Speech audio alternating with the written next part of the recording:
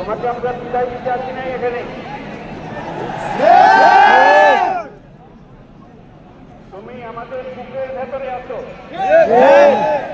এবং চিরদিন বাংলাদেশ যতদিন আছে তুমি সকল বাংলাদেশি বুকের মধ্যে থাকবে, এটা কেউ শোনাতে পারবে না। আমরা আজকে তোমাকে প্রিয় হাদি বিদায় দিতে আসি। আমরা তোমার কাছে আমরা ওয়াদা করতে, তুমি যা বলে গেছো সেটা যেন আমরা পূরণ করতে পারি। আমরা একত্র হয়েছি, সেই ওয়াদা শুধু আমরা না, পুরোক্রমে বাংলাদেশের সব মানুষ পূরণ করবে। সেই ওয়াদা করার জন্য আমরা তোমার কাছে আজকে আমরা তোমার যে মানব প্রেম, তোমার যে ভঙ্গি, মানুষের সঙ্গে উঠা বসা, তোমার যে রাজনৈতিক দৃষ্টিভঙ্গি, সবাই প্রশংসা করছে।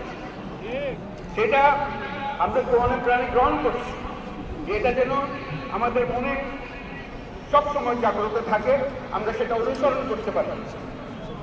তুমি আমাদেরকে এমন এক মন্ত্র কেন দিয়ে গেছো, সেই মন্ত্র বাংলাদেশকে কেউ কোনোদিন ভুলতে পারবে না এবং এই মন্ত্র চিরদিন আমাদের কানে বাজতে থাকবে।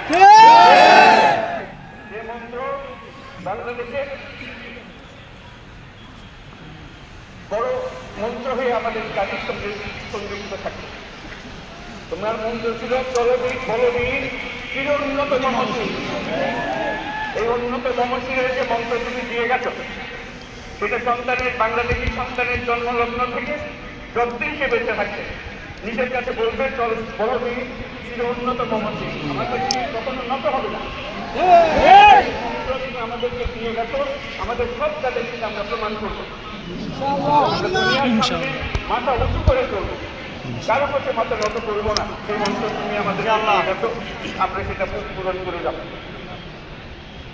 প্রিয় হাদি, তুমি নির্বাচনে অংশগ্রহণ করতে চেয়েছো এবং সেই নির্বাচনে অংশগ্রহণ করতে গিয়ে নির্বাচন কিভাবে করতে হয় তারও একটা প্রক্রিয়া জানিয়ে গেছে আমাদের।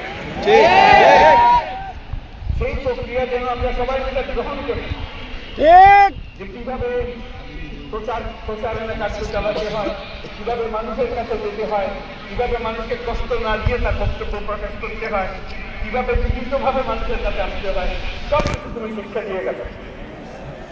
আমরা এই শিক্ষা গ্রহণ করলাম, আমরা এই শিক্ষা চালু করতে চাই। আমরা সবাই আমাদের জীবনে আমাদের রাজনীতিকে এই পর্যায়ে নিয়ে আসতে চাই, যাতে হাদি আমাদের জীবনে স্পষ্টভাবে জাগ্রত থাকে। হাদি, তুমি হারিয়ে যাবে না, তুমি কোনোদিন কেউ তোমাকে ভুলতে পারবে না। তুমি যুগ যুগ ধরে আমাদের সঙ্গে থাকবে, আমাদেরকে তোমার মন্ত্র কোনো মনে করিয়ে দেবে, আমরা তোমাকে মনে করিয়ে দেবো চলবে উন্নতম মসজিদ। আমরা সেই মন্ত্র নিয়ে আজকে সামনের পথে এগিয়ে যাব। তোমাকে আমাদের সবার পক্ষ থেকে